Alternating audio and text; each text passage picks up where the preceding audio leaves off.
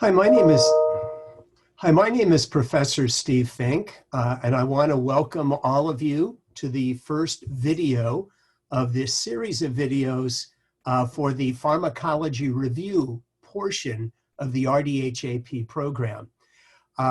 We're going to be showing you a lecture outline as we scroll down, and you might want to print out this lecture outline, whether you want to keep it or just to facilitate taking notes.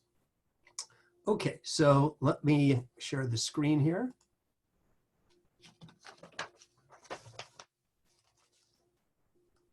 All right, so in this introductory video, we're going to basically identify the most common diseases and disorders that your patients are likely to have. While the title of this is medication use in elderly dental patients, really all your patients tend to have these disorders or diseases. They just become increasingly more prevalent and more serious as one grows older. So the 10 most common medical conditions seen are the following. 50% of adults have at least one of these chronic diseases or disorders, and 25% of adult patients have two or more of these 10 conditions. Number one, cardiovascular diseases, including angina pectoris, atrial fibrillation, and a history of a myocardial infarction, at least myocardial ischemia. We're gonna have a unit, a video that addresses these cardiovascular diseases in greater detail and describes the most common medications that your patients would be taking to manage these problems. Number two, hypertension, which is again another cardiovascular disease. Number three, stroke, either a history of TIAs, transient ischemic attacks, or an actual stroke or cerebrovascular accident. Number four, bronchial asthma or other pulmonary diseases, including chronic bronchitis and emphysema. Number five, arthritis and other types of joint inflammations. Number six, there's a broad range of inflammatory disorders, allergic type reactions, and autoimmune diseases. Number seven, diabetes. Number eight, depression.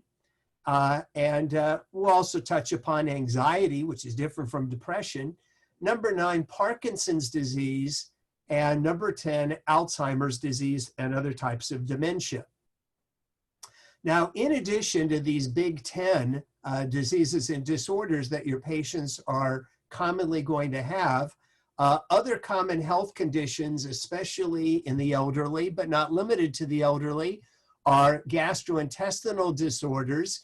This includes GERD, gastroesophageal reflux disorder. Again, that's commonly found in younger people as well. Also, very commonly, elderly people take laxatives to maintain stool and bowel regularity. As people get older, their vision degenerates, and they are prone to macular degeneration of the retina, glaucoma, which is a discoloration or opacity that develops in the I'm sorry, that was cataracts. Glaucoma is an increase in intraocular pressure in the eyeball that can lead to blindness. A cataract is associated with a discoloration or opacity of the lens, reducing the ability to see. Now, a clinical principle that you're all already familiar with is that many systemic diseases, these pre-existing diseases we just identified, affect oral health. An example, would be diabetes. Diabetes tends to cause xerostomia or dry mouth, and therefore affects oral health. Also increases the likelihood of oral thrush and other types of oral lesions. And conversely, oral hygiene and dental health can influence many systemic diseases. We know that maintaining good oral health reduces the risk of streptococcal infections of the mouth, and therefore reduces the risk of developing rheumatic heart disease. So there is an interaction between good oral health and good health in general. Now, the most common adverse effects on the oral cavity produced by the medications that your patients would be taking are xerostomia. Really, almost 70% of all medications have a side effect of causing dry mouth. Very, very common. And again, some diseases, underlying diseases, cause xerostomia. But specifically, sedatives and anxiolytic drugs, antidepressants, almost all cause xerostomia or dry mouth. Antihistamines cause dry mouth.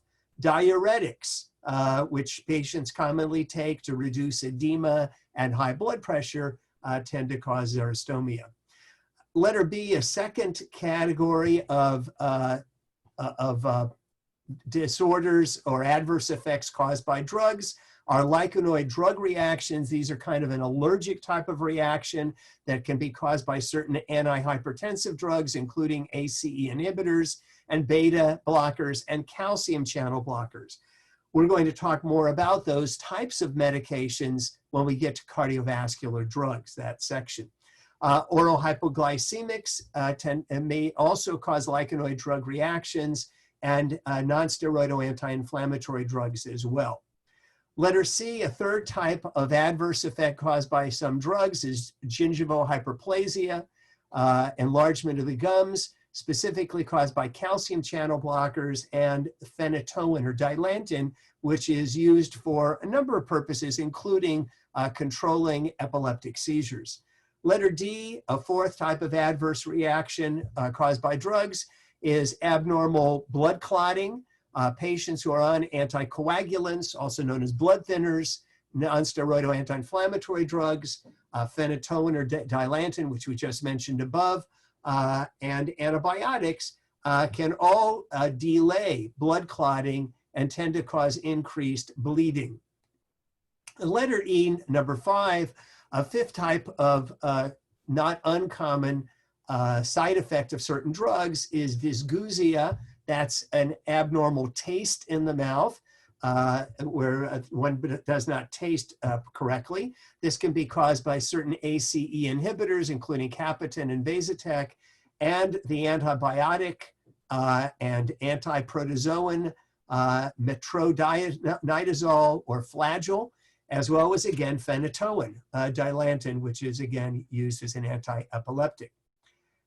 As I scroll down, or you look at the next page, so since the most common adverse effect caused by drugs, as well as certain underlying disorders, is dry mouth, so there are a number of methods that are used to increase salivation and promote good oral health as a consequence. There are mechanical stimulants such as chewing gum, and you'll notice listed below are the gums such as Biotene and Orbit and Trident that are used to stimulate salivation. There are chemical stimulants, there are electrical stimulants, there are pharmacological stimulants such as Evozac, but that's a prescription drug that increases salivation, and there are oral moisturizers and salivary substitutes. As I scroll down in this list of various products, so you can see Salivart and Oralube and plaques that can be taken to increase salivation. The last item I want to address is the medical and dental questionnaire that you're all familiar with. So this is what a patient completes, and as we review various clinical disorders and diseases and the medications the patients are on, so you can think of those as you check the patient's, look at their checkoff list of their conditions that they say that they have, cardiovascular problems, anemia, and other types of bleeding disorders under hematologic, respiratory problems, diabetes or thyroid problems under endocrine, kidney problems,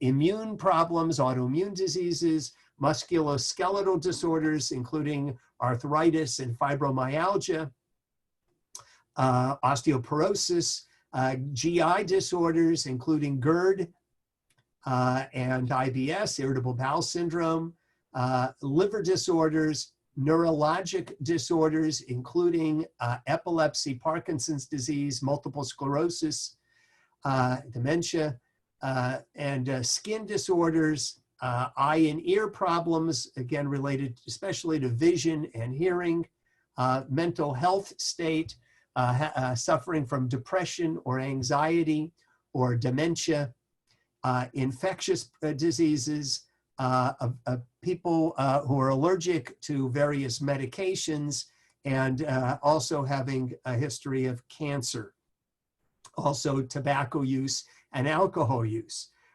This continues on, but on the very last page is where a patient might identify what medications they're currently taking to manage various clinical diseases and disorders. So in the following videos and lecture outlines, we plan to address those, especially those very first 10 most common clinical conditions, and look at the kinds of medications your patients are taking.